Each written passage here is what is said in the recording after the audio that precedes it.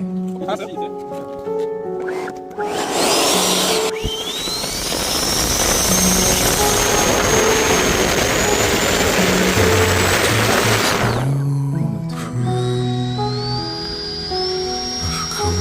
Talk with you